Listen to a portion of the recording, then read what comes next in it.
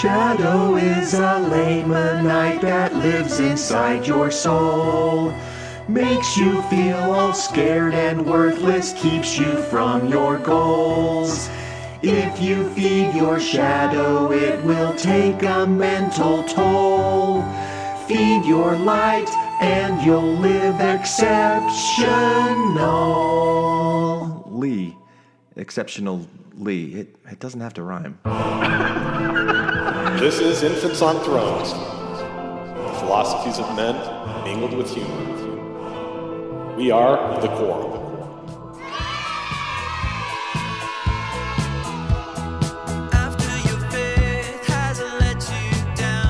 Welcome back to Infants on Thrones. I'm Glenn Ostland, and guess what? I'm writing a book, or I'm rewriting a book. It's called The Book of Mormon,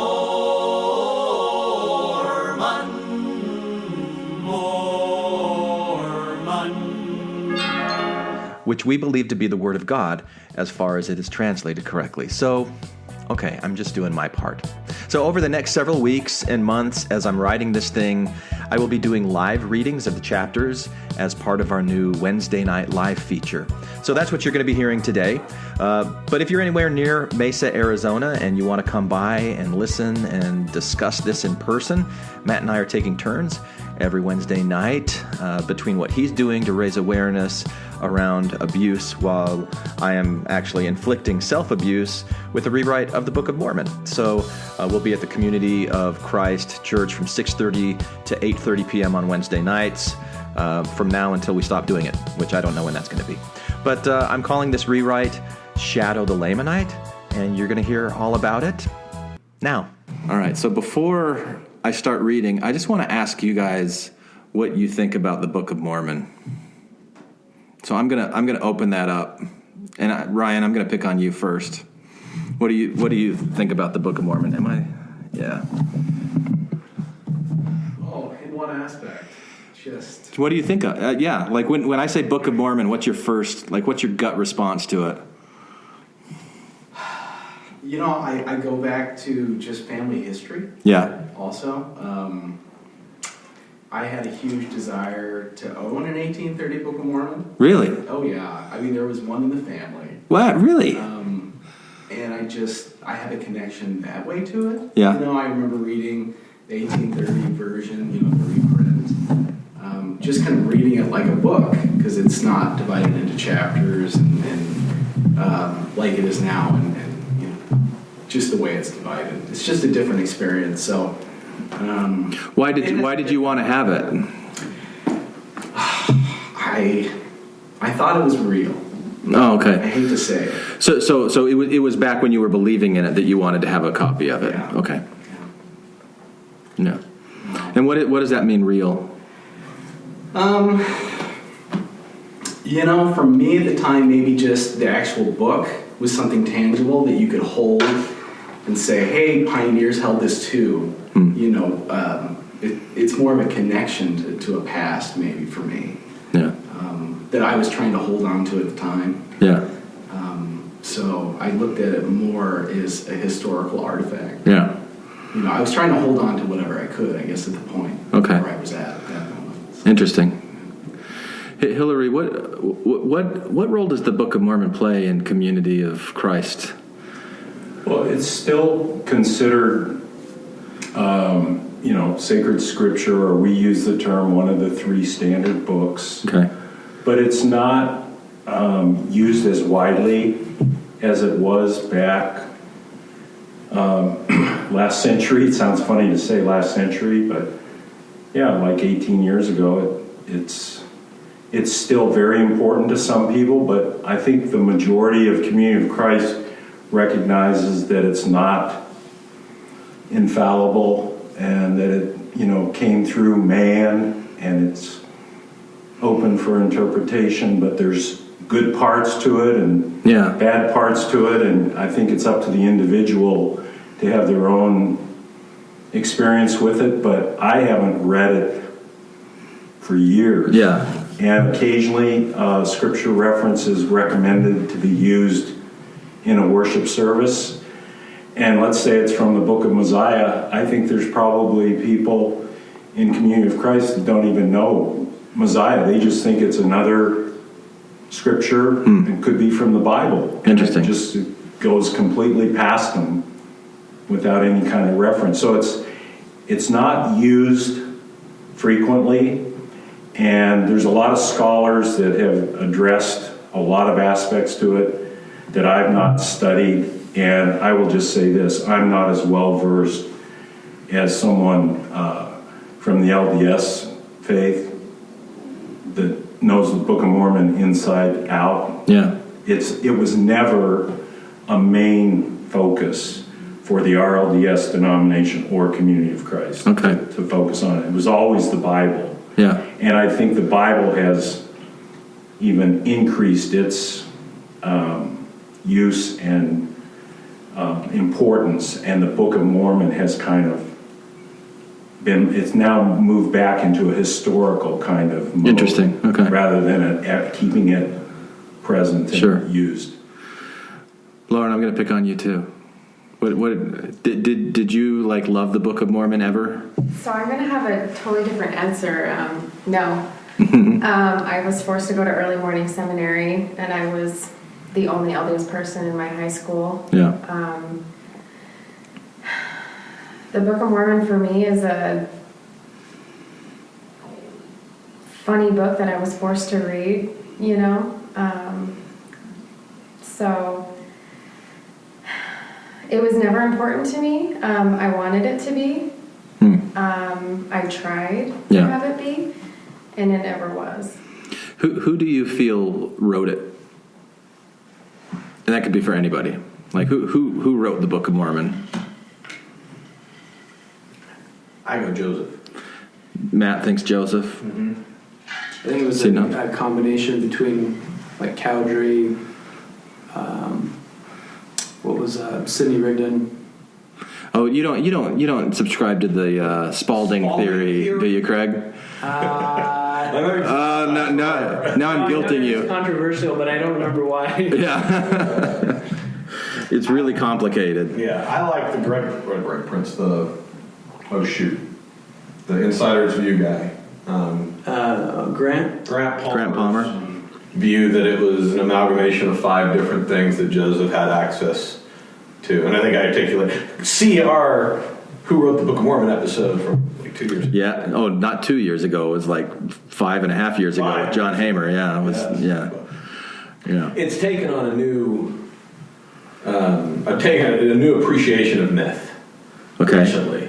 So some of the stories of the Tree of Life and some of the other ones when have bubbled up from time to time as just nice metaphors or stories that no longer have the same baggage that it once did over the last 10 years.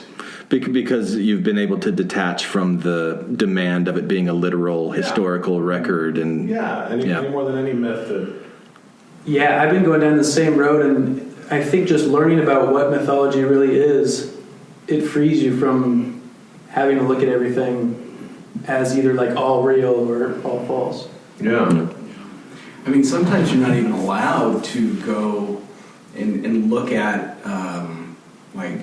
I'll give my example. In my family, we weren't allowed to look at the Book of Mormon like it wasn't scripture. Yeah. It wasn't divine. And when you're raised like that as a child, you police yourself. Even as you get older, you're still not. There's still that block there. So for me, I was able to look at things differently once I got so far away from it. Because you just, sometimes you just always look at things like you're a child or like how you were raised. So. Yeah. My son texted me. I've got to send him a text back. Hang on a second. There you go. So I think the way that I've got this theory about the Book of Mormon that has kind of developed recently and is part of the inspiration for the Shadow the Lamanite, and I'll talk a little bit more about that. But I think it was definitely written by Joseph Smith. I think it was his way of exploring ideas, and like he had this magical worldview. He was doing the treasure seeking. I wouldn't be surprised. We did an episode this last fall about entheogens, psychedelics, and it wouldn't be surprising to me if that played a role in some of the thoughts that Joseph had. But that he wrote it to make money. Kind of seeing it as a way of writing a book to make money and having it be a continuation of the Bible, which he saw as a popular thing with all of the revivals going on. And there was all the folklore about the, Native American people being tribes of Israel, and so he put that in there too. So I think he knew that it was a work of fiction, but I think he was embarrassed by it. And kind of had to, from his own embarrassment, present it as a literal history. And I think people like his mom and others kind of took that and ran with it and kind of boxed him into a corner where he kind of, like he had to then pretend that it was real or something. You're saying it wasn't good enough as a fiction to be sold as a story? Yeah.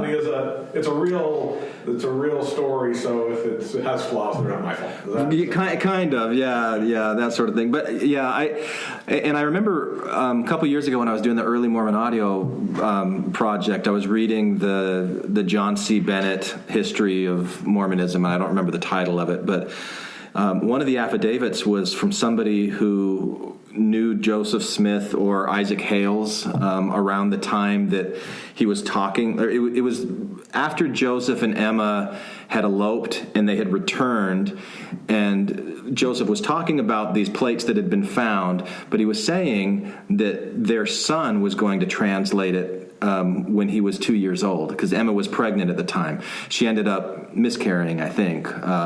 So that plan didn't happen. But I just found it really interesting that there's this report of Joseph telling people that it was going to come forth from the mouth of a babe.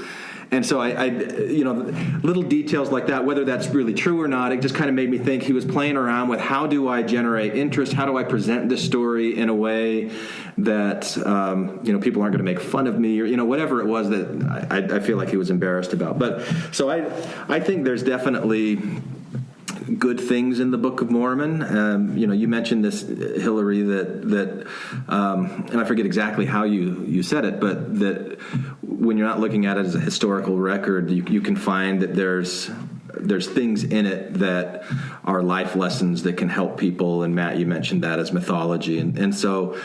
I had some discussions with some people recently about this idea of shadow, that shadow is something that I interpret as like your fight or flight response, your amygdala, that keeps you in a state of caution and fear, and it kind of informs, it interprets the data around you, things that you've stored in your consciousness, memories that you've stored in unconsciousness, and that shadow is this thing that if you're not aware of what shadow is doing or telling for you, then shadow will be the author of your life instead of you making informed decisions based on what this shadow is telling you. And as I was thinking about that, I thought about the Book of Mormon as a metaphor, where maybe what Joseph had in mind, or whether he had this in mind or not, is something that I thought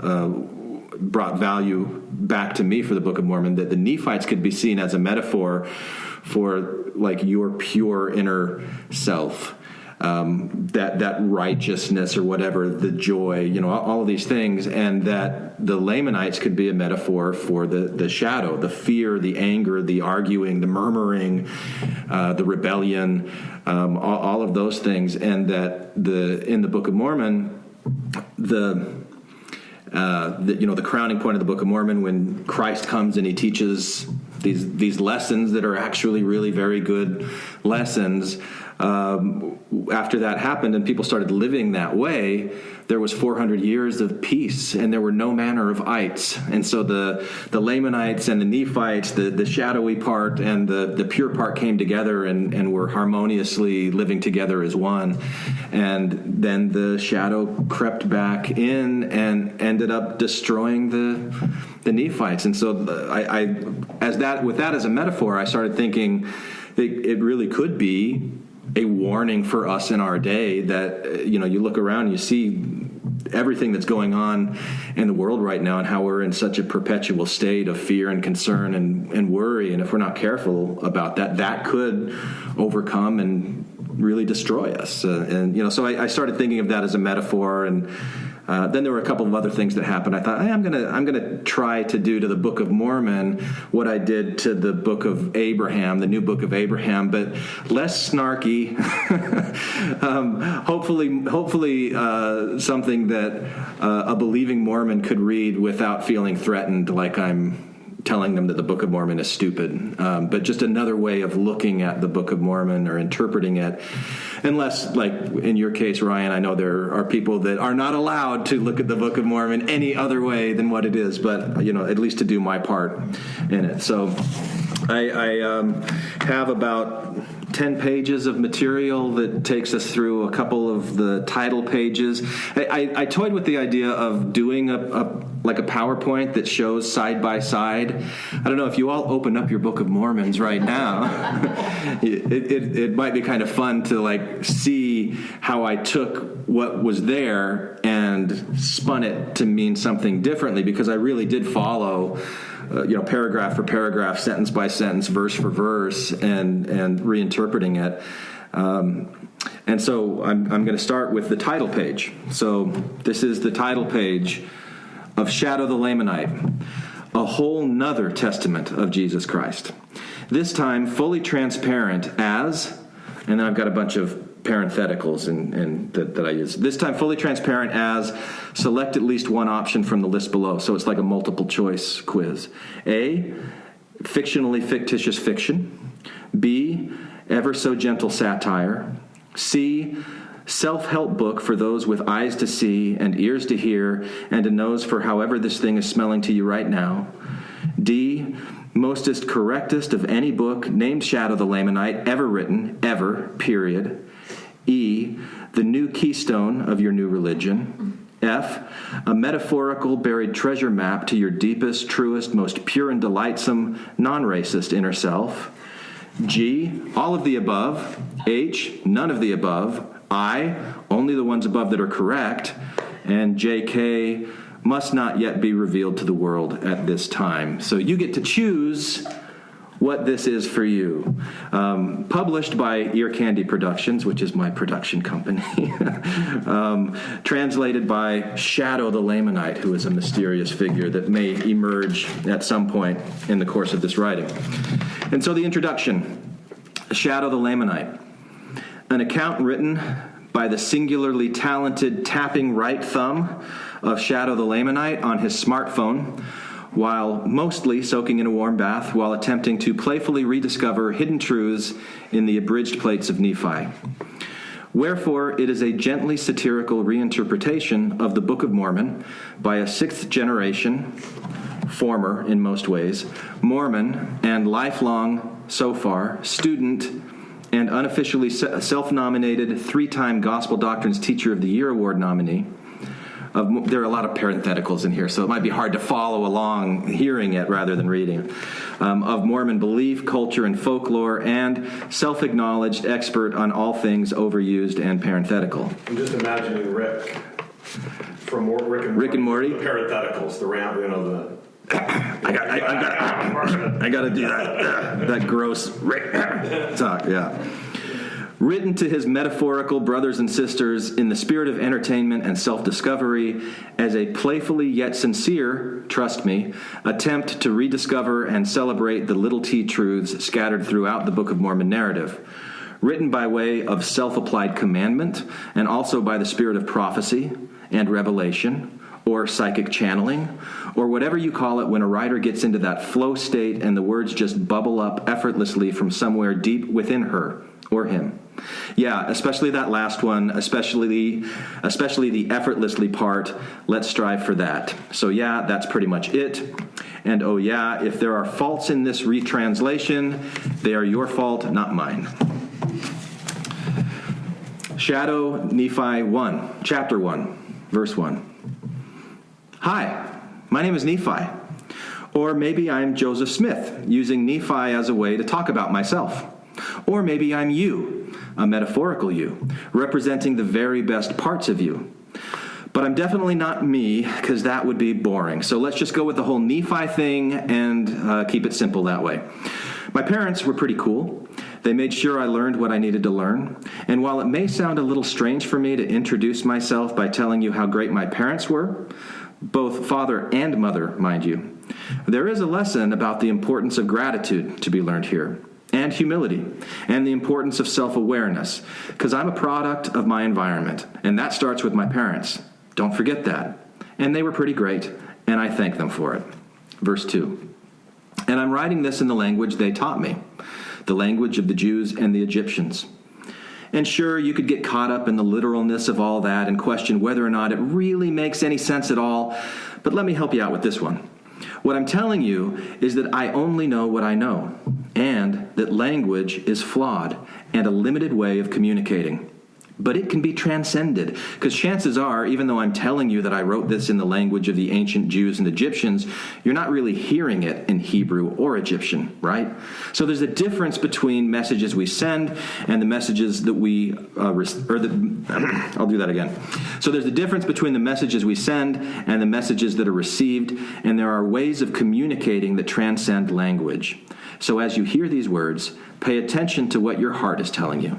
Pay attention to what you're feeling, to what is stirred up inside of you. Follow that, learn from it, and chances are, if you think about it hard enough, you will trace a lot back to lessons that you learned as a child, and you will see how those things colored the way that you see the world. And maybe then you'll understand how transitory and malleable our world views can actually be. And this should give you hope, because it means that you don't have to be stuck believing things that do not serve you. Verse 3. These are long verses compared to the Book of Mormon verses. It takes a lot to unpack what Joseph Smith really meant in there. Verse 3. And I know this story that I'm going to tell you is true because I'm writing it myself with my own hand or thumb. And it's coming from my own heart, my own mind, my own imagination. The truth behind these words flows up through me and I can feel it. But here's the thing. Once I put it out there, it's really up to you to find that truth for yourselves. And it's not going to be that easy, but it's also not going to be that hard. And the great thing is that you'll learn exactly what you want and what you need to learn at every step of this journey, even when you hate and reject the truth of what I tell you. So don't worry if you don't get it all at first. You'll get what you need. Verse 4. And it came to pass. Get used to that phrase. I'm going to be saying that a lot. It came to pass that in the first year of the reign of King Zedekiah, and you can totally look up this guy and read about him in the Bible if you want to. Go ahead, check it out. He was actually real. But let's not get caught up in all the realness or not of all of this, because right now I'm setting up what is known in literary conventions as an inciting event. This is the thing that moves the story forward. And this particular inciting event is that prophets were telling the people of Jerusalem at the time of Zedekiah to repent, or Jerusalem would be destroyed. Verse 5. And my dad, he was one of those prophets. I mean, he wasn't mentioned by name in the Bible, but the prophets that were mentioned in the Bible had to have had names, right? They had to have had some backstory. That's sort of where I got this whole idea in the first place. And his name, my father, was Lehi. You see what I'm doing here? What I'm doing is I'm actually telling you, the reader or the listener, that you need to repent or that you will be destroyed. You, not Jerusalem. Jerusalem is a MacGuffin. I know, that makes me sound like a self-righteous jerk, right? Telling you that you need to repent and that you need to change. How dare I? What a jerk. Yeah, I get that a lot. Why do you think I'm pretending to be Nephi? Verse 6. But this part is cool, because as my dad Lehi was out telling all you people to repent, he saw a vision. A pillar of fire came down from the sky.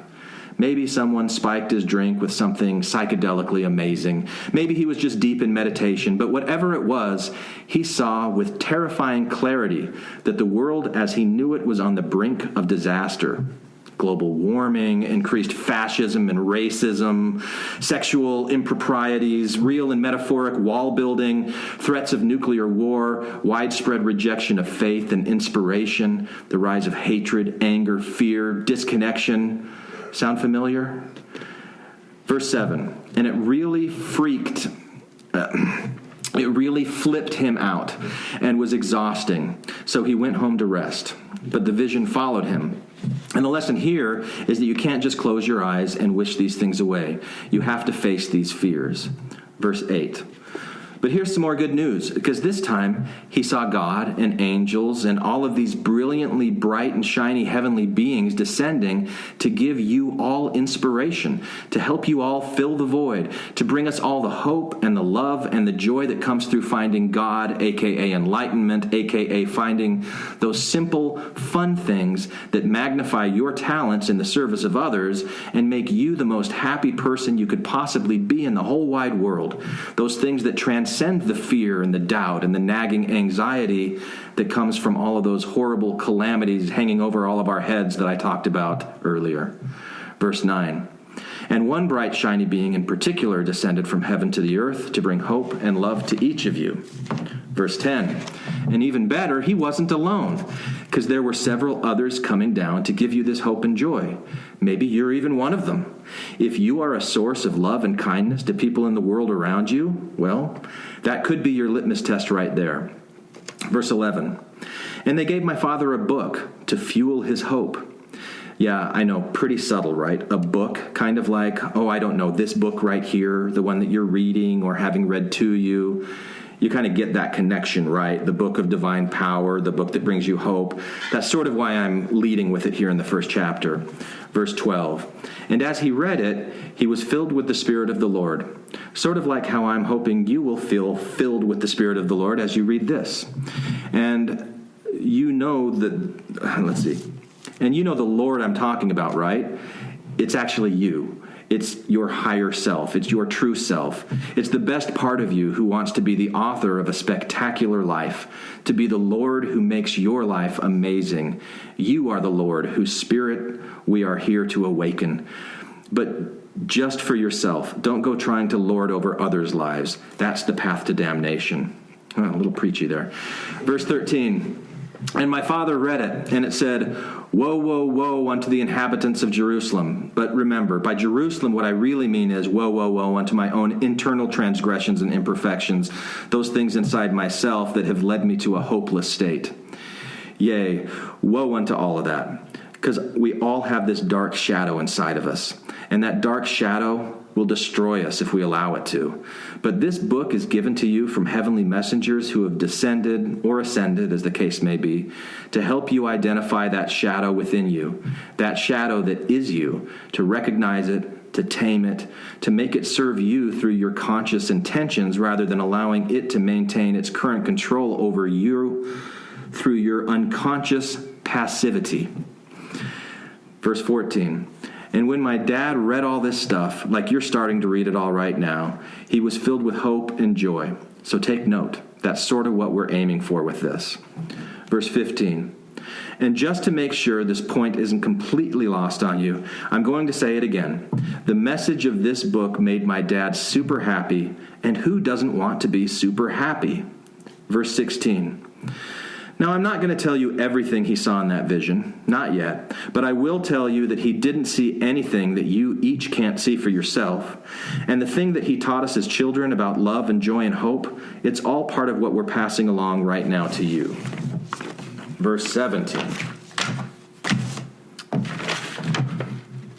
And I'm going to tell you a lot more about it, but I'm going to tell it from my perspective rather than from my dad's perspective, because believe it or not, I love you. Even if I haven't met you, I love you. I love you enough that I'm taking time out of my life to create and tell you this story, just as I hope you will be able to take time out of your lives to hear it, to learn from it, to live it, and to in turn tell this story to all the people that you love, not by regurgitating what I say to them, but by telling them the truths that you learn for yourself from your own experience of living it, exactly the way I learned for myself by trusting my father and mother and following their examples. Verse 18, because my father boldly shared the truth that he felt.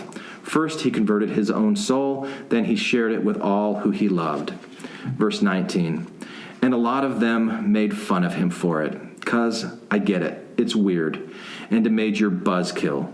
Because look, I know that someone once said that wickedness never was happiness, but that's not exactly true. People can get very happy and very content with their wickedness. And by that, I just mean that they can get stuck in a way of doing things that works for them, sorta, even if it isn't in their best long-term interest. People don't typically respond very well to outward voices telling them to change and repent and to be better. It's hard enough to hear that message when it's coming from within. Verse 20, so they got angry with him, and they threatened to take away his life, like with all the prophets of old. But remember, this is a fictional story, kind of. A metaphor, maybe. What you really need to know here isn't outward as much as it is inward. It's not rejection by others that is as important for you to take away. Wait, let me try that again. I'm not sure what I meant with this. It's not rejection by others that is as important for you to take away as the importance of not rejecting your own inner voice. Okay. Because your shadow does not want you to change. Your shadow fears change. It fears the unknown. It was designed to protect you and keep you safe from any harm, real or simply perceived. And it is strong. And it will fight you. And it will feed you stories and lies and will try to distract you. Whatever it takes, that's its job. And it has kept you alive and safe. But it is also keeping you from taking the calculated risks that you need to find true enlightenment.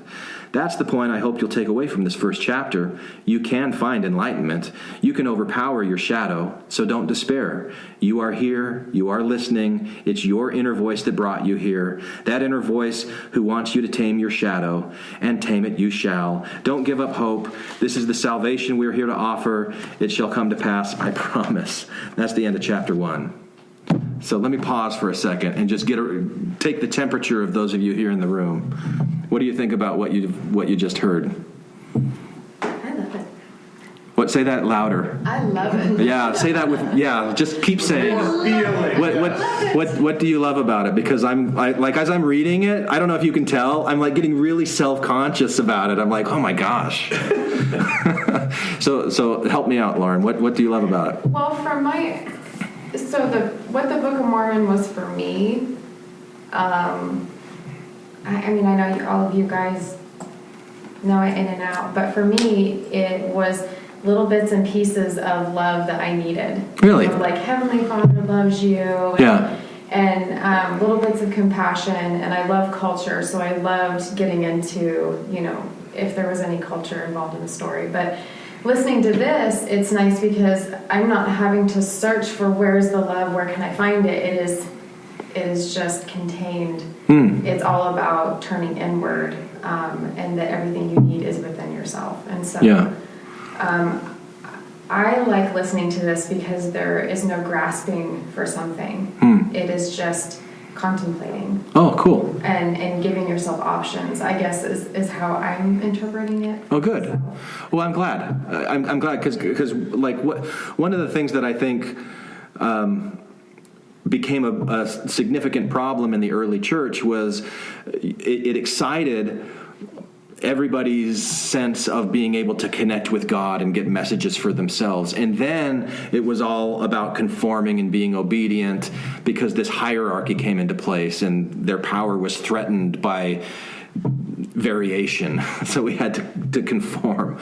And so one of the things that I'm glad to hear you say, if I'm restating what you're saying, Lauren, is that you don't feel like this is forcing you to take one interpretation of what's being said. It's encouraging you to contemplate what's important to you inside, and you can come up with any conclusion really that you want to from it. Is that is okay?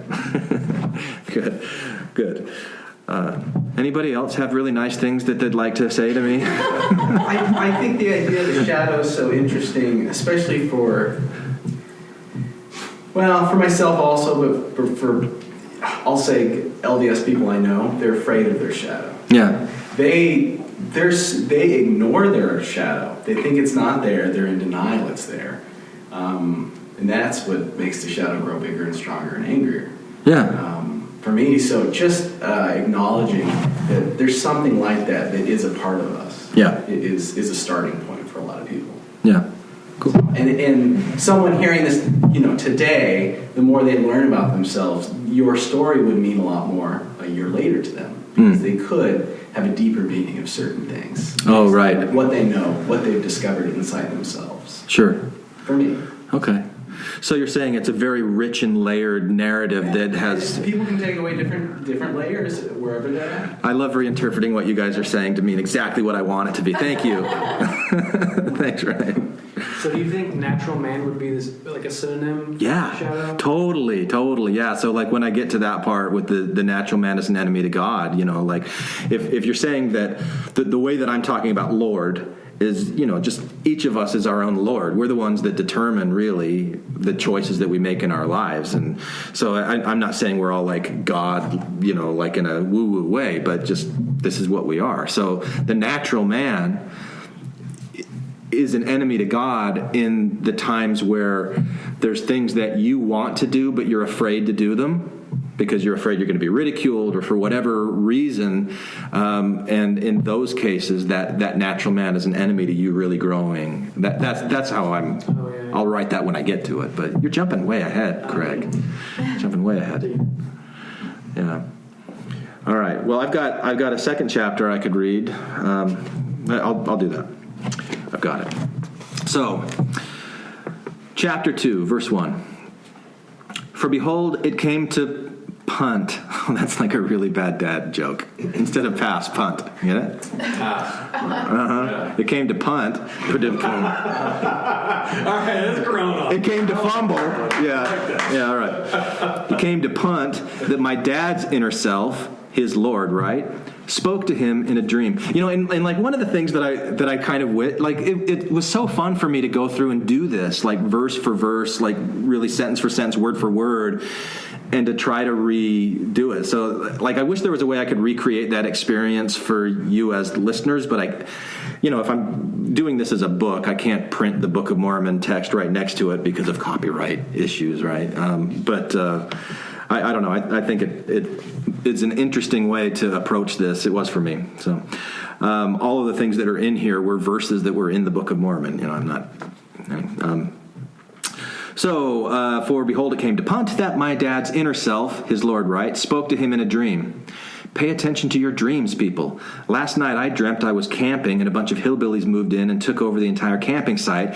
We had to hide all our valuable stuff, and then for some odd reason I started dancing with my mother, which was weird. So I made a joke that was her one dance for the next 10 years. I even made a cute little homemade coupon for her. Next dance for your son in 10 years. No one thought it was funny, not even the hillbillies. There's some deep stuff to be learned from dreams. Thank you, Lauren. I appreciate that.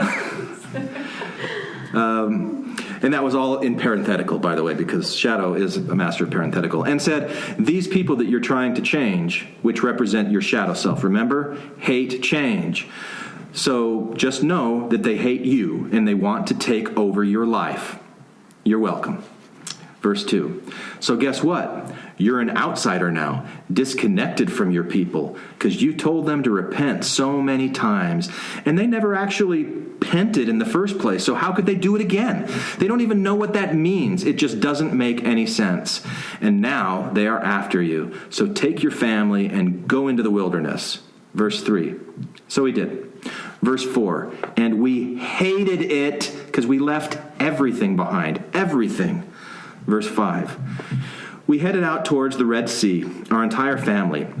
My dad Lehi, my mom Sariah, my two older brothers Laman and Lemuel, me, my little brother Samwise, who I always just call Ted, and a bunch of sisters that you don't really need to know much about right now anyway. Verse 6. We hiked for 3 days, and then we set up camp. Verse 7. And then we built an altar to show our gratitude to God for making us leave everything and go live in the bleak wilderness, which again may sound a little odd, but trust me, if you can learn how to be grateful for even the most uncomfortable, inconvenient curveballs life has to throw at you, well, that's the path to happiness, enlightenment, salvation, yada yada, all that good stuff. Verse 8. And there was a river, and my dad named it Laman, after my oldest brother. Verse 9. And he said, Laman, may you be like this river, ever flowing with righteousness. End quote. Which I thought was pretty cool of my dad to say. But Laman just rolled his eyes, and he thought it was stupid, and he retreated further down into his own shadow. Verse 10. And Dad looked over at Lemuel, whose shadow was whispering to him, "Look how Dad favors Laman. I bet he's not." Okay, let me try this again. And Dad looked over at Lemuel, whose shadow was whispering to him, "Look how Dad favors Laman. I bet he's not going to name anything after you." And my father saw this, and he said, "Lemuel, look around at this valley we're standing in. It's strong and wide and immovable. I'm going to name this valley Lemuel, after you, and give you my blessing to remain strong and expansive and immovable in keeping the commandments of the Lord, of always listening to and following your true inner voice." Verse 11. Pretty nice of Dad, huh? It made both me and Ted wish there were some things that Dad would name after us, but he focused on Laman and Lemuel because their shadow was so strong. They complained about everything. They feared and hated everything. They were just so negative all the time and sucked all the joy out of life. I mean, leaving our comfy home to go rough it in the wilderness isn't exactly my idea of a great time either, but at least we were together. We were healthy. We were getting good exercise and fresh air, and Dad would tell us stories around the campfire at night. It wasn't all bad, but Laman and Lemuel, they just couldn't see it. They complained about even the good stuff, and those are some major red flags right there. Verse 12. And because they complained all the time, they had never really learned about the power of having a positive attitude. They never learned how words both reflect and shape our thoughts, and our thoughts reflect and shape our beliefs, and our beliefs reflect and shape our view of the entire world, especially those instinctual, unexamined beliefs that make up so much of our shadow. In other words, they never learned to take and use their shadow for their own benefit and the benefit of those around them. Instead, their shadows controlled their "woe is me, aren't we being unfairly victimized again" beliefs, their constant complaining, "life just sucks" words, and just made them a real pain in our backsides. But on the bright side, they helped me and Ted see why we wanted to be better and happier. So I guess there's always that. Verse 13. But because of their constant complaining, they couldn't trust what Dad was saying or doing. And that mistrust led to more complaining, which led to more distrust. And the cycle just kept getting worse and worse. Verse 14. And then Dad just lost it. I never saw him that angry. But I could see where now I could see where Laman and Lemuel got those shadows, because Dad ripped into them good. They were shaking after he yelled at them. But it was a mistake, and Dad knew it, because you can't fight shadow with shadow. That only makes more shadow. The shadow of their fear, their shame, their anger, their increased stubbornness. And then my dad had it too, the shadow of sorrow, of shame, of regret. Dad had been on such a spiritual high, and this brought him down to such an empty low that he had to give himself a little time to get it back together. 15. So my father dwelt in a tent. Because, I just thought you might want to know that. Verse 16. And to be totally honest, I was starting to feel the weight of that shadow creeping over me as well. And I didn't want to be miserable like my older brothers. So I cried out to the Lord, "Give me love, give me love, give me peace on earth. Give me hope, help me cope with this heavy load." And from deep within me, the Lord sent me that peace that I was asking for. I felt it swell up and wash over me like a warm fountain of light that filled me with the assurance that joy was not outside of my reach. I could access it. And it was manufactured inside of me at any time. I didn't totally realize at the time that I was triggering my brain to shoot serotonin and oxytocin all throughout my body, but the technicalities didn't really matter. I learned a really important lesson that day about my own ability to feel appreciative and hopeful, or to feel discouraged and hopeless in any situation. Verse 17. And I told Ted what I experienced, and he followed my lead. And I got to tell you, as good as it felt to experience that warm inner fountain of peace for myself, it came back even stronger when I saw the way I had influenced my younger brother to find and benefit from that peace as well. Verse 18. So I tried to help Laman and Lemuel, like I had helped myself and Ted. But they were having none of it. It just made them more angry. And that made me sad. And I thankfully recognized the shadow creeping back in. So I was grateful for that recognition and the understanding that I did not want to give into it. So I prayed again to my inner Lord. Verse 19, and my own inner Lord from deep inside of me smiled, and I felt it. And it said, You are learning how to be happy, how to harness the power within you to create bubbles of peace in an ever-increasingly bleak and shadow-filled world. Verse 20. If you keep doing this, you will expand that peaceful bubble. It will bring peace and hope to all around you. Combined with their optimism, it will expand to fill the entire land, making every place you go a land of hope and promise. You're learning how to do that, Nephi. There's nothing more important than that. Verse 21. And as for your brothers, and everyone like them, if they continue to complain, to hold on to their sense of victimhood, to search for the offense in every little mistake, they will be cutting themselves off from hope and promise. They will curse their own existence by losing the ability to see and feel joy in this world. Verse 22, you can be an example to them. You can try to teach them what you're learning, but you can't force them to accept it. And you can't create their own inner joy for them. They won't be able to see that, and they will blame their misery on you. So brace yourself for it. But if you can continue to tap into those things that bring you hope and joy, it won't really matter all that much, will it? Verse 23. And as long as you teach your children how to keep this positive attitude, your brothers and their children will have no power over them. Unless, of course, your children start complaining and turn to the dark side of the force as well. Verse 24. But if that happens, and look, let's not fool ourselves with too much Pollyanna, pie-in-the-sky, kumbaya stuff. We're only human. But the misery that will be caused by Shadow can become the stick that stirs your soul back into a remembrance of the way you find your inner joy. So remember this, and don't ever stop trying and striving and improving, because even in the bleakest of situations, there's always room for hope, as long as you know how to put it there. But if you're expecting someone else to put it there for you, then I hope you at least enjoy that river and valley that your dad named after you. And that's the end of chapter 2. So, I got a question for the author. Yeah. Shadow. Okay. Clearly.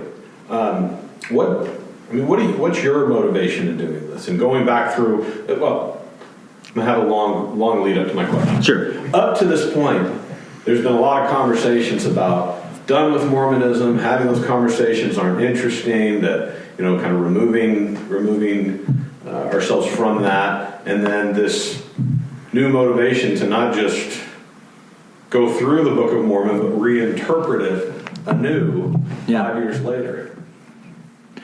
Where does that come from? Where do you think it comes from in me? I want to hear what you think. I have my idea. I know. I want to hear what you think. Which is why I asked. Yeah. I think that you've finally gotten to a point that's so detached that you can actually interpret it in a way that might be useful to you.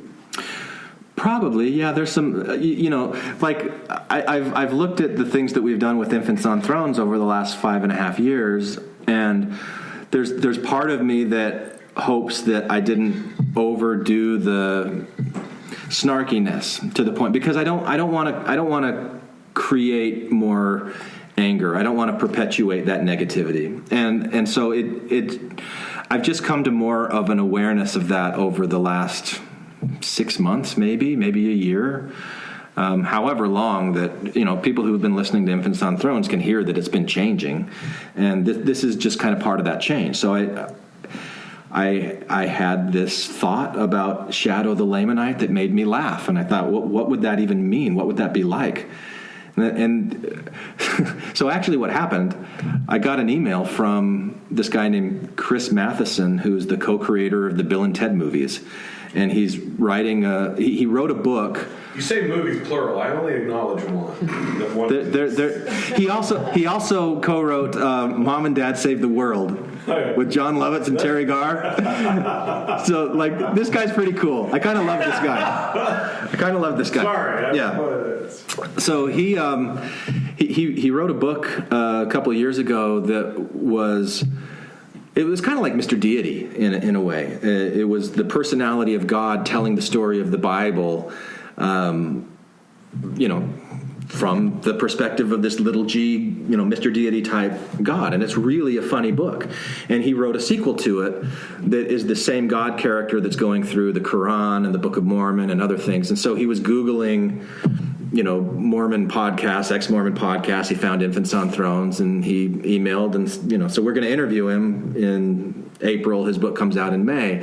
And I was, as I was talking to him about his project, and I went back and I read his book, it made me think about what I had done with the new Book of Abraham. And so I went back and I listened to him, and I sent him those links, and I'm like, I need to finish the Book of Abraham, and I could do something like this for Mormonism for the Book of Mormon, that isn't the way that he's approaching it. He's approaching it in a very different way.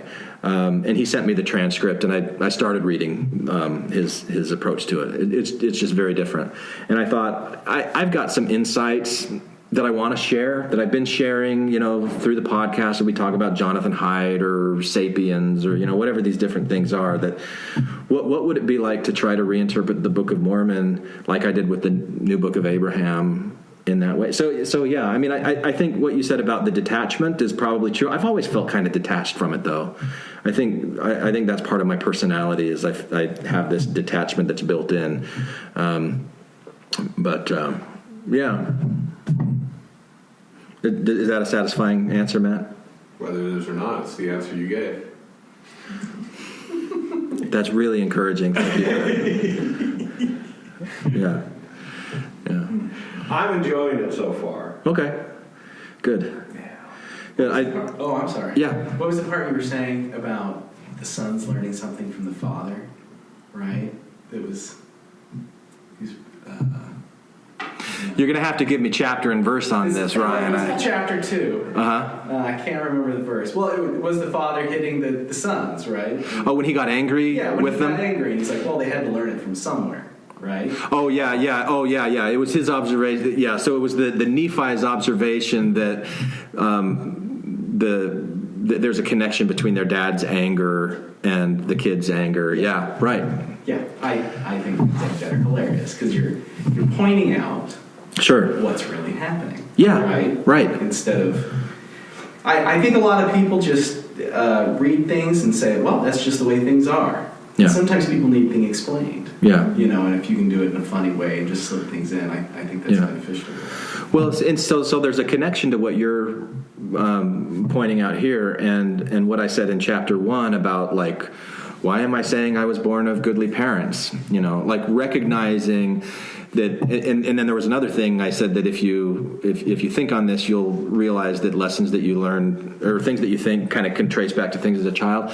So that for the Luminous Brain podcast, Michael interviewed this psychotherapist named Ross Rosenberg, who we're actually going to be publishing tomorrow, and it's ready, by the way, Craig.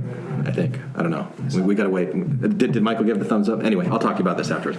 But so Ross Rosenberg, he talks a lot about this guy named Erik Erikson, who I think was a contemporary of Sigmund Freud, and came up with these theories on how children are impacted, like their environment that they grow up in really impacts how they feel about themselves. And Ross has developed that into this idea of self-love deficit or self-love abundance. And his specific focus is on relationships where somebody is a clinical narcissist and the other one is a codependent, and how and why they're attracted to each other and what that dance is like. So as I've been working on that project, The Luminous Brain, and the interview that we did with Ross, I've been thinking about that a lot. And so that definitely informed these things in these chapters there about, like I saw the shadow of my brothers, my father, that they got it from somewhere, so they're products of this too. But, it doesn't get them off the hook that, once you get to a certain age, if you're able to have this sense of realization and take responsibility for now it's you, and then we pass that down to our kids, like, man, I think about some of the stuff that I did to my kids without even knowing it, that, they're just like perpetuating this trauma that's unnecessary. And so another motivation, Matt, in having these conversations. And part of it is recognizing I think I'm right about this. I don't know that I'm right, so I want to talk with other people about it and kind of be like a rough stone rolling against other people's opinions and kind of hone this, like where I'm off, and you know, where I'm right, where it's helpful to other people, what other people have to offer to help me figure these things out for myself better. So all of that's kind of the motivation in doing this. And I've always wanted to write a book, and I thought this would be an easy way to write a book because it's already written. I'm just rewriting it. I think you're on to I think something. that's Yeah. Yeah. I mean, it shows where the author's coming from. I mean, you know, Joseph Smith being the author of the Book of Mormon, you don't see stories like that, right? In what way you mean you don't see the Well, I mean, stories? Joseph Smith, I don't think he looked inward very much. See, I think that the Book of Mormon is very revealing of his inner life and his family as well. Like his family relationships are so mirrored in, you know, his brother Alvin and Hiram that were the Laman and the Lemuel of the family, even though they weren't, you know, like the complainers or whatever. I don't know where he turned that into, but he's Nephi, clearly, you know, like Joseph is Nephi, and his father, who he respects, is Lehi, and the Lehi's dream is like Joseph Sr.'s dream that, you know, Lucy Mack wrote about. I think there's a lot of parallels in there. Oh yeah, I mean, but you just don't get. You get No, you're wrong, Ryan. You're just wrong. I'm sorry.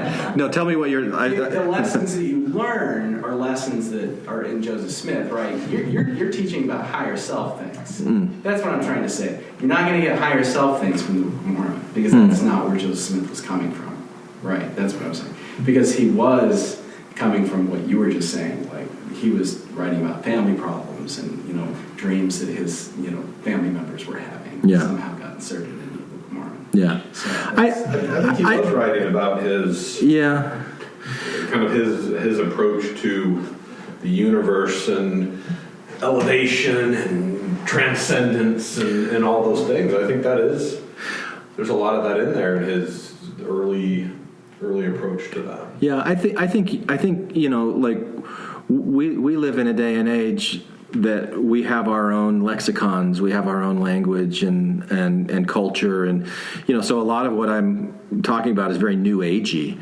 and a lot of what he did was very Protestant-y. You know, so you know, when he's talking about Jesus, it's really not that different than what I'm talking about with inner. So it's a very different understanding, but you know, like the New Age interpretation of your inner Lord or inner self is very harmonious with the. You know, it's spinning it and twisting it and doing mental gymnastics and stuff to it. But so I think as a product of his time and his culture, you're right. Joseph wasn't doing New Agey inner self. You know, like we're going to talk about the chakras coming up in future chapters of the Book of Mormon or something. But you know, I do agree with what Matt's saying that for the way that he understood those things, I think he was writing about that and. But maybe not motivated in the same ways that I'm motivated to do it because I'm better than Joseph Smith. I'll stand by that, but yeah. I feel like if you take the Book of Mormon just as a text that's supposed to be helping people, that's supposed to be a guide, your interpretation is more digestible. It feels more universal and it feels more accessible. There's a lot of things that are just so narrow, like what we talked about earlier. We're talking about our interpretations and how it works for us versus, you know, conforming. Yeah. And it's just a repeat of that is, you know, he's having an issue, he removes himself from his family, turns inward, has some, you know, higher self-thinking. Gives himself a timeout. Yeah, and then he's taking a universal truth and bringing it back. It's not, I have something glorious to give you. It is, there's something that I needed to connect to. Maybe you guys need to connect to the same thing. I don't know. Yeah. It feels like it's something you can actually apply to your life and that feels like you can actually do it. I think when you are raised Mormon and everything looks so perfect, appearances go so far, and you think that it's something you can actually have, this idea of perfection, up until the point to when you try, and then you can never reach it, you can never get close, you're never good enough. It's just because everything is just too narrow, and you just open it right up, and everything feels like you can touch it and work with it. Cool. All right. And any final words? Complimentary? Oh, or otherwise? Well, I never knew your snarky 5-year reign. Okay. So I've only seen you in this light in a few other times, and I just think it's brilliant. And when you said you loved it, that was my first reaction, and I was going to blurt out "me too," but I know that's been used, so I'll just say "me also." Okay. And I mean, I think it's brilliant. But not all Hillarys. Right. I think it's brilliant, and that my mind started racing. Like when you were talking about when the dad, sleeps in a tent or lives in a tent. Yeah. I immediately thought, when's the movie going to come out? Because I want to see that tent. Oh my gosh. Where it goes to the tent. And then it raced ahead. It's like, why just do the Book of Mormon? You could do any book. And then I thought, I love your disclaimer, I'll call it that, in the beginning. If that had been done in the beginning with the Book of Mormon or the Bible, Right. and the reader understood what the intent was, Yeah. they would have looked at it right at the onset from a completely different way and a different lens, Yeah. to then be able to glean or absorb the goodness, the love, the parts that you're trying to express with this new non-snarky Right. attitude that you have. To me, it's rich, and I just want other people. And when you said it'd probably be helpful to have a Book of Mormon side by side, I'm feeling handicapped that I don't. I want to go actually pull one off the shelf, open it up, And look at it. wait to hear how you're going to describe head smoting. Because the last time I read it, there was too much head smoting for me. Head smoting. Smote off their head. Oh, smote off their heads? Smote Oh, okay. off, Yeah. arms. Yeah, there are going to be some arms. And it's like, okay. I'll probably just smote off I the know heads. the Bible has violence too, but the Book of Mormon was so distasteful for me the last time. I thought I wouldn't want my grandchildren. Yeah. You know, Was it the Bible mostly? Yeah. It was the head smoting. Well, and smote off their heads. And I think what you're talking about here, Hillary, is the literalness being forced, like you said, Ryan, in your family, being forced to take this as a literal thing becomes a stumbling block. Not only, I think, for the believers, but also, I think, for the non-believers. Because then when you're like, there were no horses, there was no steel, that stuff didn't exist. I don't have to pay attention to this at all. This is just stupid, it's dumb. And then there are things in there that you can find and glean if you want to. But it's the literalness of it that kind of keeps on both sides that you can't. I don't know. For me as a believer, there were some things in here that were just really, really hard to get over. It's like that thing, like where when you're kind of forced to regard it as something special, you can't really get like a connection to it. Yeah. Then it becomes easy then to say, okay, well, I can completely disregard it because of X, Y, and Z. Yeah. That's a great point. Greg, how many times do we get told how great and wonderful and important this book is, and yet painful and torturous to get through as family. And everybody has to act like it's the greatest thing. Right, except for the kids who are just, we're going to read the Book of Mormon. I was talking with somebody a couple of weeks ago. She was telling me that the reason that her husband left the church was because their ward was doing this thing with the young women where they're like, we've got this secret special fun day planned for you. We're going to come pick you up at 6 a.m. and whatever. And so their daughters went to this thing, and it was they were being forced to read the Book of Mormon all in one day to get like one of the like women awards or something like that. And the girls didn't like it, and so they wanted to leave, and the leaders weren't letting them leave. And, it just created this huge conflict that then when, their dad went and talked with the bishop was like, no, the leaders are inspired. This is what they should be. And he's like, I'm out. I'm done. So you're right. Like this Book of Mormon is supposed to be the most wonderful cornerstone, but you have to force people to read it, and it's not pleasant. It's not fun. These are kids who read other books. Enthralled by other books. The strategy that was suggested to us when I was a kid was, we'll start in Alma because that's when the wars are, because it's more interesting. Yeah. Not true. Not more interesting. No. Yeah. Yeah. No.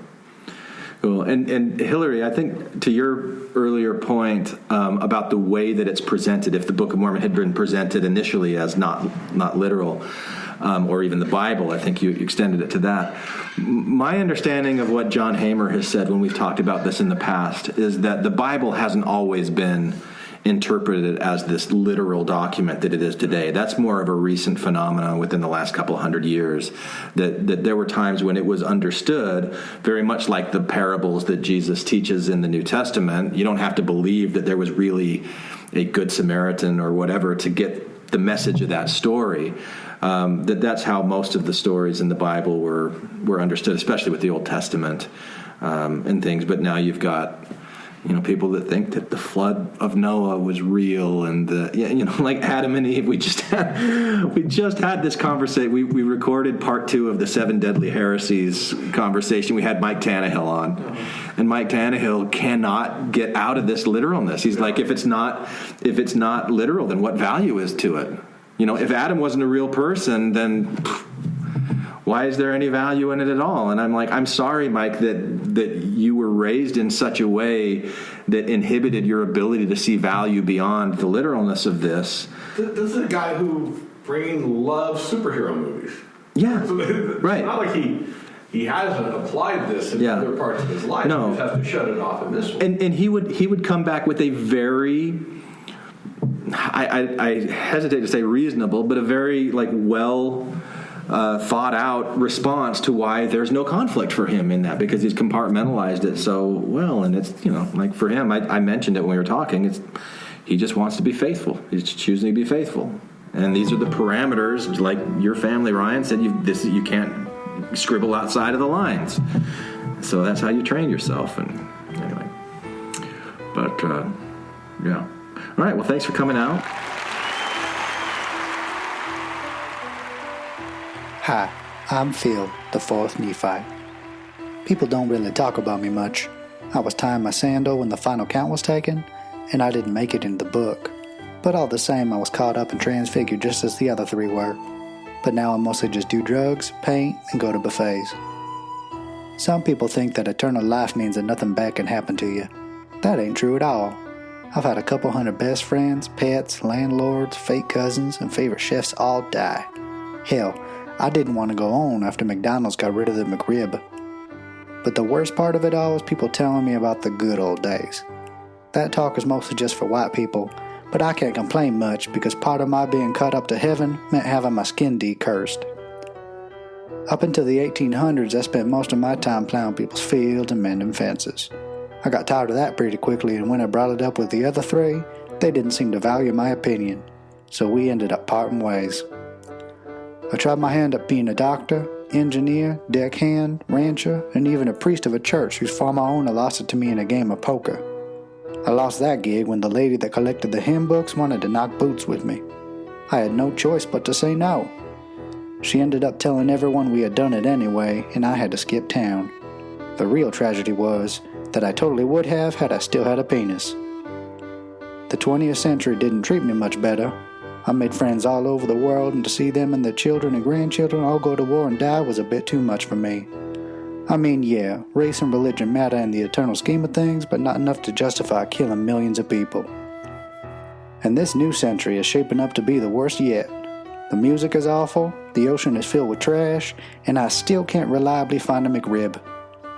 I'm Phil, the 4th Nephite, and I'm here to answer your questions. Any questions? Hi, this is Chad from Orem, Utah, and I have met one of the 3 Nephites. You can comment on this episode on the website, infantsonthrones.com, and if you really like what you hear, Give the Quorum a 5-star rating and write a short review on iTunes. I did. Anybody for the closing prayer? Book of Mormon stories say that we must brothers be. Give this land if we live righteously. Give this land if they live righteously. Give this land if they live righteously.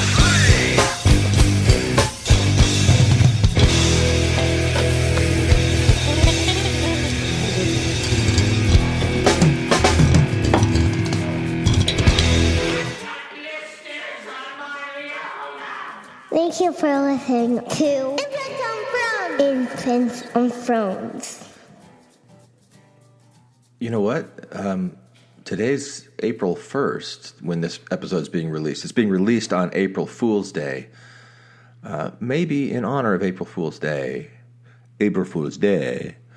I will resurrect an old episode where I talk about a practical joke, an April Fool's Day joke, that I thought was hilarious and my mom did not think was hilarious, that I played while I was a missionary. Yeah, I think I'm going to do that. I think I'll do that right now. I'm about to do it for the first time. And I'm gonna do it with a girl. A special girl who makes my heart kind of flutter, makes my eyes kind of blur. I can't believe I'm about to baptize her. He will baptize me. He will hold me in his arms. This is Infants on Thrones. Minisode.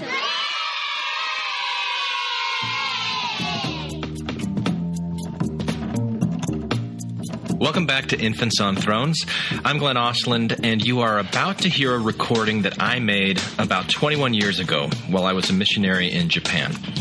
Now, during my mission, I got in the habit of making cassette tape recordings and sending them home to my family and to my friends. It was about 50 cents to mail a letter and $1 to mail a cassette tape. So I figured that an audio recording was worth the investment. They could hear my voice, I could talk, I didn't actually have to sit and write. So I actually have dozens and dozens of tapes from my mission. Now, I've never sat down to listen to all of them, but this one tells a particularly bizarre story that I thought the listeners of Infants on Thrones might find interesting. So let me give you a little background here. Now, I made this tape towards the end of March 1992.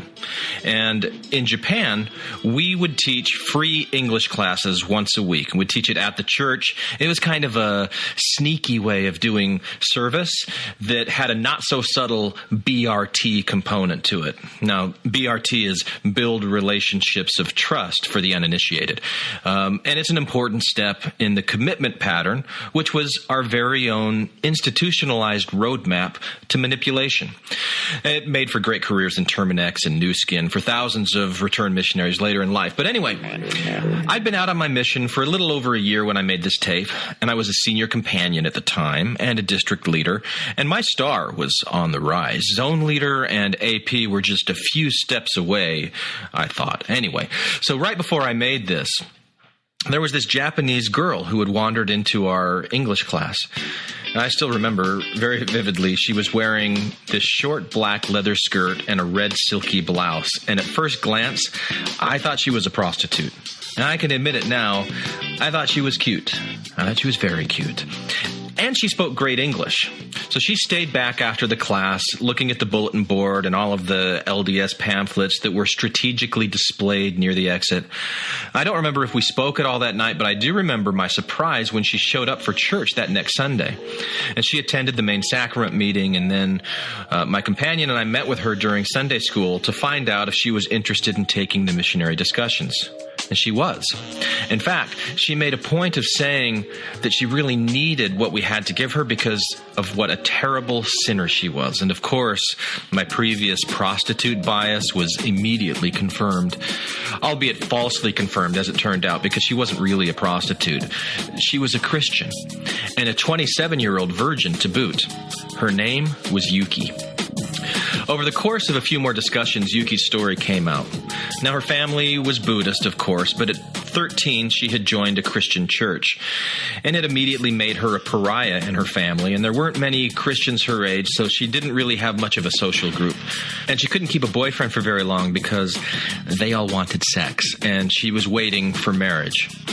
And she told us this story on a P-Day once, and we were with this Japanese guy named Sakamoto, who was one of those eternal investigators. You know, he wasn't really interested in the church, but he was very interested in the American missionaries. He loved to speak English with us and take us around on our days off, and he was just a play friend. So this day, Yuki was at the church when he came to pick us up, and he was immediately interested in her, so he invited her along with us. And when he found out that she was a virgin, he nearly went berserk. Is it just because you don't know how? Because I'd be happy to teach you if you'd like. Now, this is what he said to her, and it made me and my companion very uncomfortable. So my companion started a conversation with him to distract him, and I started a conversation with Yuki to help calm her down because she was also very upset. And the conversation went a little something like this. This is always what men want from me. I don't think I'll ever find a good man. Well, I'm sure the Lord has something planned for you. Do you really think so? Of course. Because I do feel like the Lord led me to your church. Yeah. I'm sure he did. And I feel like he led me to your church so that I could find my husband. Probably. I mean, we have great young adult activities. There's lots of single guys in the church that you could meet. And I think that my future husband is you.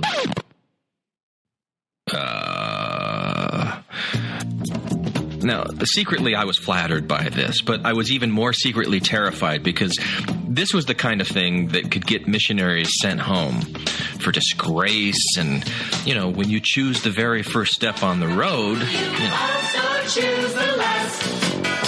So if you don't like the end of the road, you better back up. You know you better back up fast. The end of this road is to be dumb.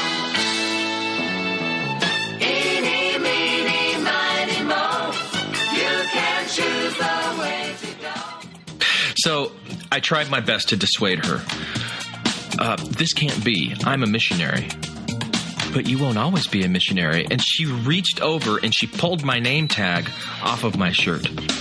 But I still have a year left on my mission, and then I go back home to the U.S. And she said, I can wait. So, yeah, you know, she was cute, yes. It was flattering, yes. But this really wasn't what I wanted at all. So I actually called the mission home that night, and I explained all of this to the AP, you know, the assistant to the president.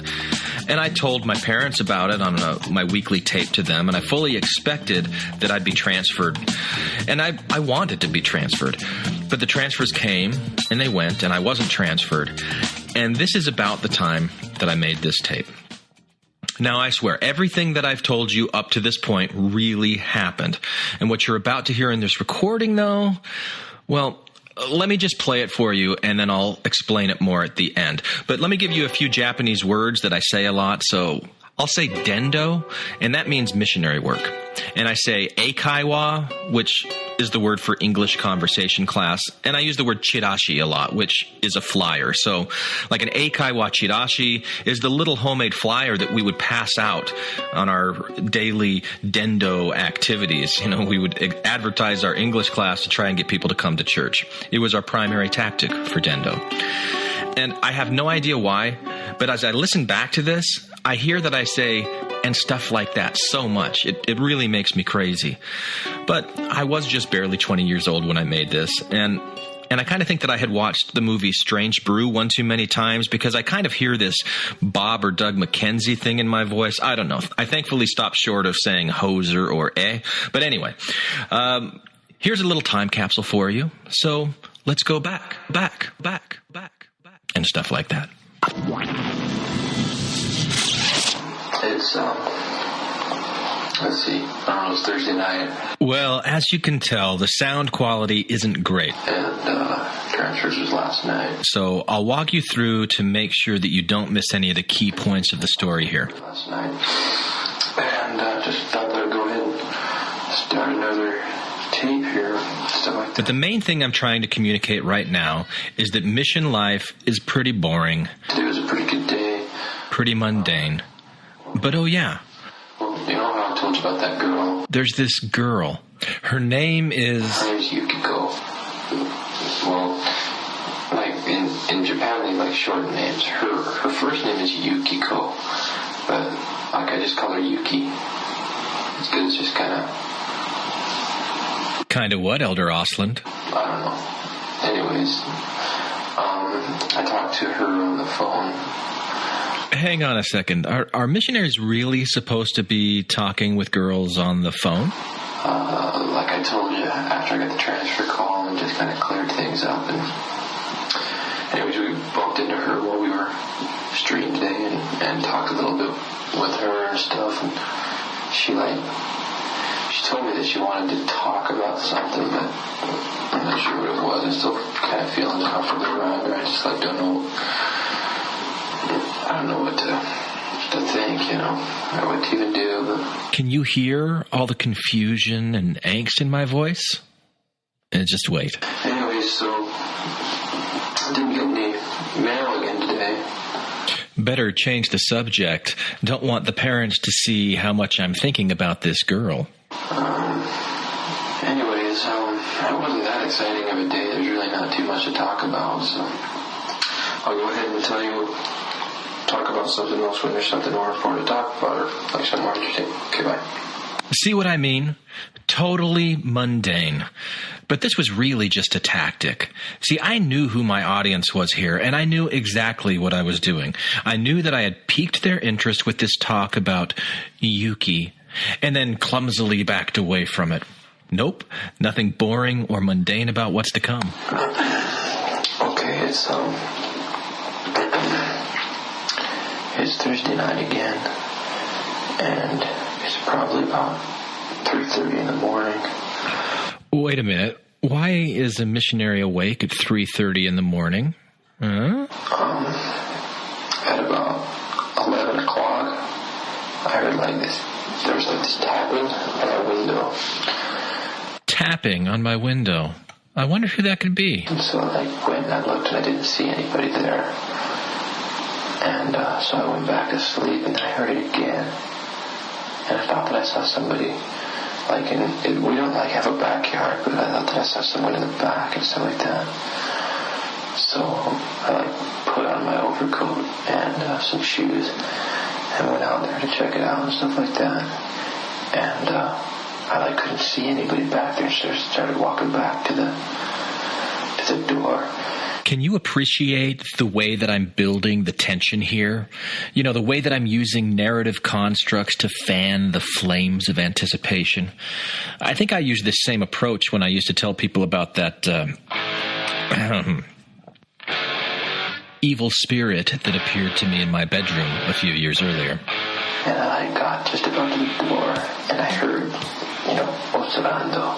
And I turned around, and it was this girl, Yukiko. Yep. So I'm saying here that this girl came to my apartment and knocked on my window at 11:30 at night.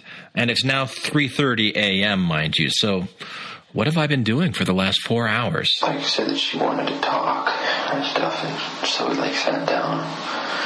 And I don't know, I just felt really uncomfortable because we sat down to talk, and she wouldn't say anything, and I didn't know what to say. I mean, I didn't want to try to leave and stuff like that. I told her it was late and stuff like that, but she looked like she was about to cry and stuff like that, and I thought maybe that she was having some problems with work or something like that. And I guess what I should have said was, "Get thee behind me, Satan," or something like that. I don't know, it was just really weird. I'm freezing right now. I'm sitting in the bathroom right now because everybody else is asleep. I don't even think they know that I was out of the apartment. Uh-oh. Out of the apartment so late at night and the other missionaries don't even know? Anyways, we just talked, and I don't know, it's weird. She was just telling me all this stuff about how she can't think of anything else but me. And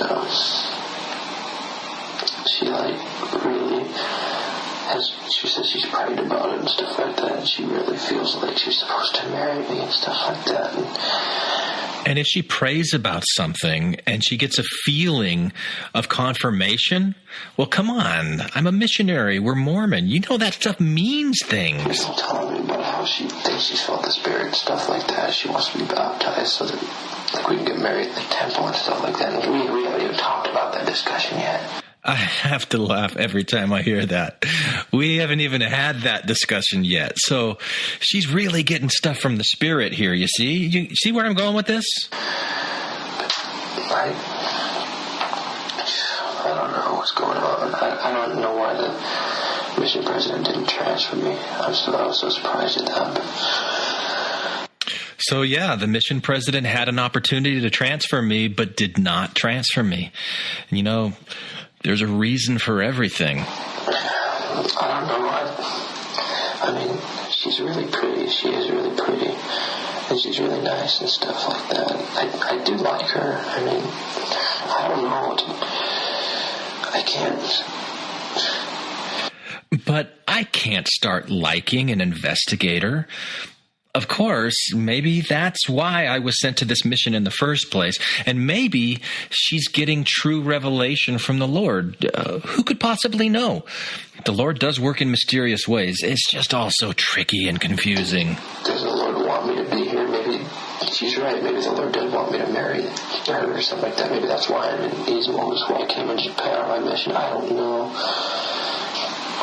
I don't know what to do. No, I really don't. So let's move on to the next segment, because the very next day was awesome. You know how I had been wondering why the Lord didn't transfer me, and in a moment of late night weakness, I speculated that maybe it was for this girl. Well, today we got a new investigator. Today we found this guy, and I think that maybe he's the reason right there. We're streeting today. And we decided to go to a place where we usually don't street. Yeah, tell me if you've heard this one before. Missionaries go off the beaten path to a place they normally don't go, and that's where they find the golden investigator. I mean, motifs like this have power, man, power. And usually we walk from the show tent to the Eki, the train station, and then we walk back to our show tent. But today we decided to walk over just by this little elementary school, and I don't know why we just decided to do that. Well, I know why. And we were walking by this elementary school, and we really weren't seeing any people, really weren't stopping any people. And so I decided to kind of have a contest with my companion to see, who could give out the most Eikawachidashis and stuff like that. So we were giving them out to everybody and stuff like that. And I just decided to be a little crazy. And we were at an intersection, and it was a red light. And so I went to this one car, and it wasn't even the car that I wanted to go to at first. I don't even know why I went to this one car. See, this is like double meant to be, because I didn't know why we were even in this area in the first place. And then I didn't even know why I went to this one car that I went to. It was almost as if I was being led by the Spirit, not knowing beforehand where it was that I was going to go. I mean, I think I've read about that somewhere. So I went to the car, and I gave the guy an Eikawachirashi, and he kind of looked at me a little bit funny. It kind of scared me at first. But then he smiled and he took the flyer and they drove away. But then about 10 or 15 minutes later, he came back and he told us that he wanted to be baptized. He wanted to take the missionary discussions and he wanted to be baptized. That's how golden of an investigator this guy was.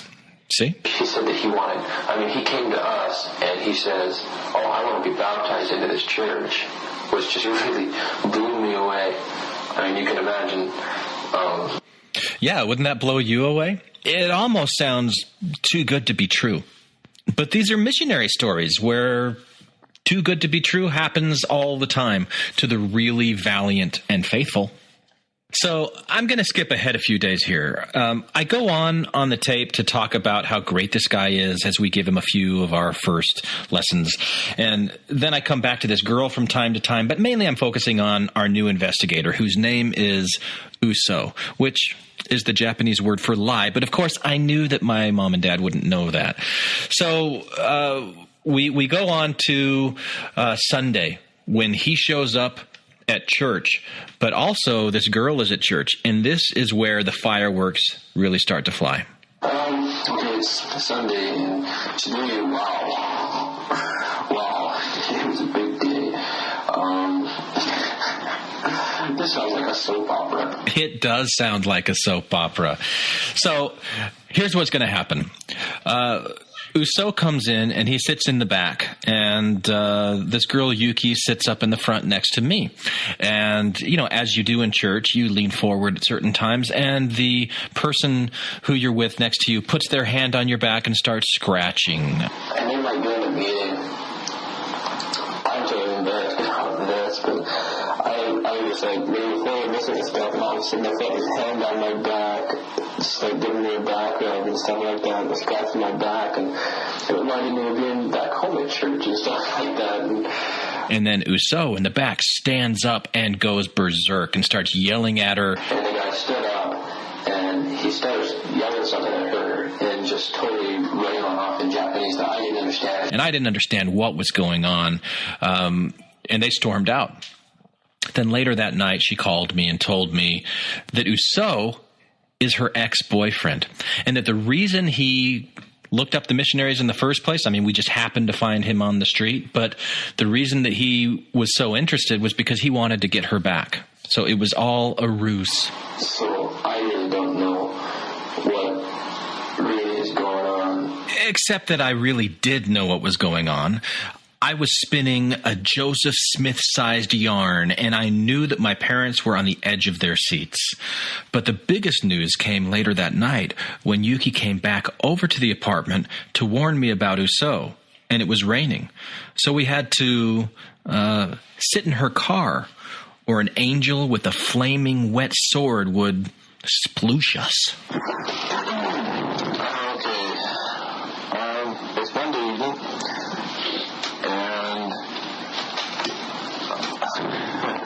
I hope there's enough room on this tape to explain what's happened since the last time I talked.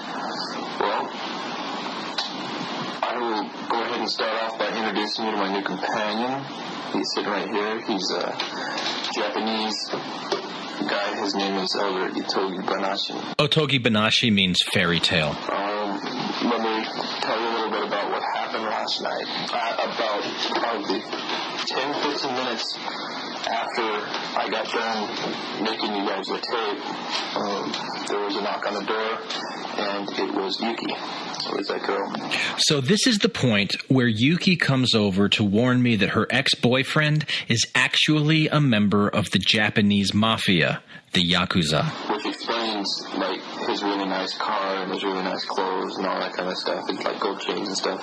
And that he's put out a hit on my life, which is why I've been transferred to a new area for my own protection and assigned a new companion, Otogi Banashi. And Yuki is crying as she's telling me this, and she's so concerned.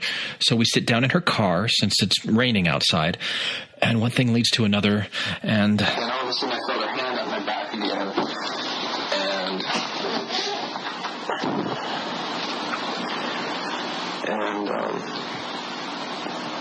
she like started running her fingers through my hair and stuff like that, and I started getting really. Another reason why I'm kind of glad that I got out of there, because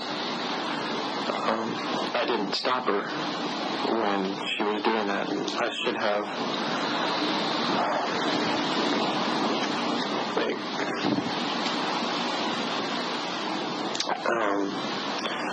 I hope you don't think that I'm like a totally bad person or anything like that, but she was running her hand to my hair, and then I like looked over at her, and to new church eyes, and then it was just like a natural response, you know. Put your head on and kiss the girl. Sha-la-la-la-la-la, don't stop now. Anyways, I didn't tell the mission president about this. Like as soon as I kissed her,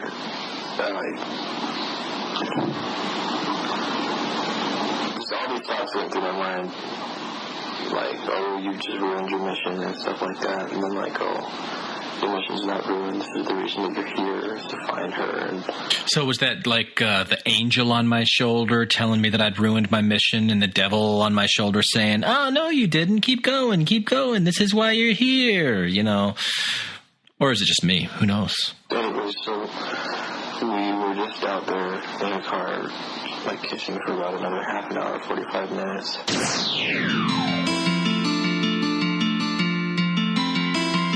Okay, there's about 10 minutes left of this recording, but let me just stop it right here. I must be a really awful person, because if you haven't figured it out by now, this was my idea of a hilarious April Fool's joke. I recorded it all in one night, and I just made it seem like it was over consecutive days. And I tried to unfold the story in a very dramatic way that I knew my mom and dad would buy into and just keep them on the edge of their seat.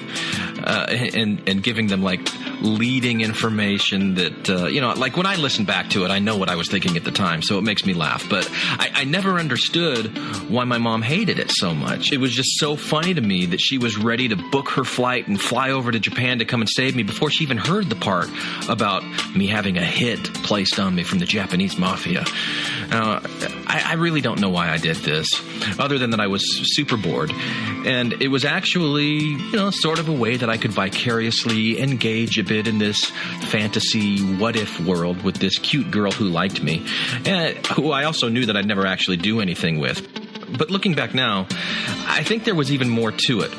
Now, I was definitely a believer, and I really did try to be a good missionary. I wanted to bring people into the church, but I also saw things about church culture that really made me nuts. And I think that this may have been a subconscious way of sort of punishing my parents a little bit for raising me in this nutty Mormon culture. It was almost as if I was saying to them, hey, you guys put me in this really difficult place with all of these stupid rules and these stupid narrative motifs and expectations for divine guidance with everything and intervention and everything happening for a reason. So let me serve this all up for you as if I'm totally bought into it and I'm twisting this stuff around to validate my own obvious natural desires and just show you how stupid this stuff really can be. I don't know. Maybe that's what I was doing. That's what it sounds like to me now. So anyway, I don't really know what this is all about. I just found this audio here on my laptop as I was cleaning out old files today, and I thought, I bet some of our listeners would really get a kick out of this. Yeah, that's right. A kick. So hopefully you did. Anyone for the closing prayer?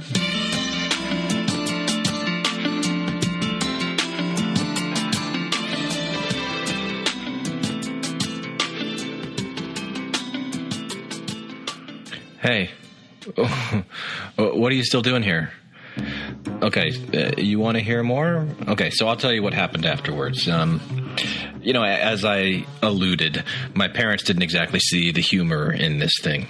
And my dad wrote me this really long lecture letter about how there's some things that you just don't joke about. Some things are just too sacred.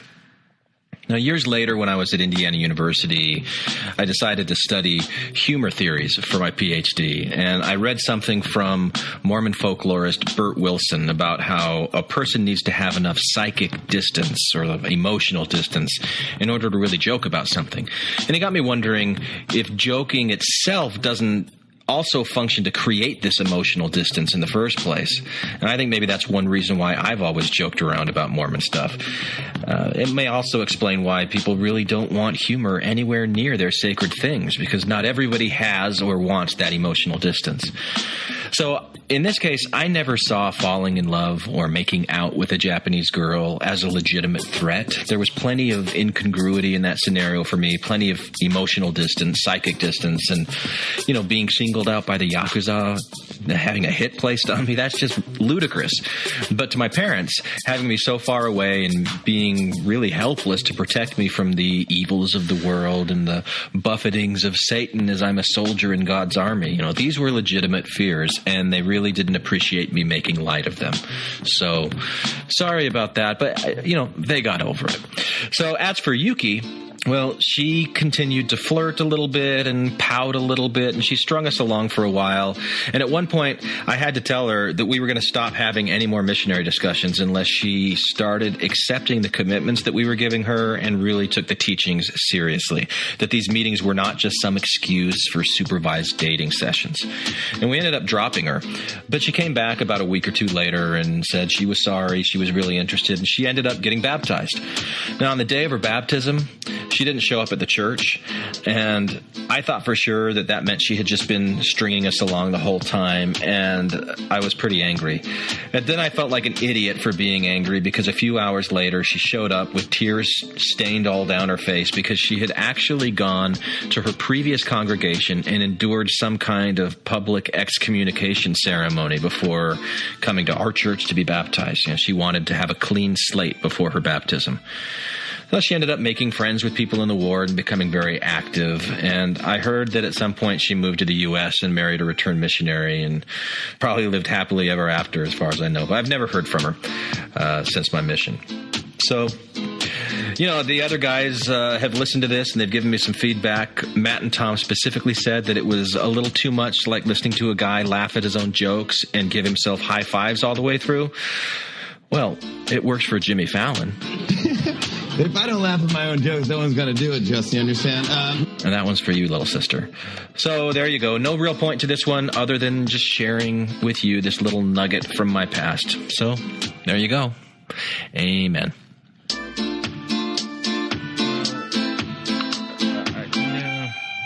No. Never mind. No. For real.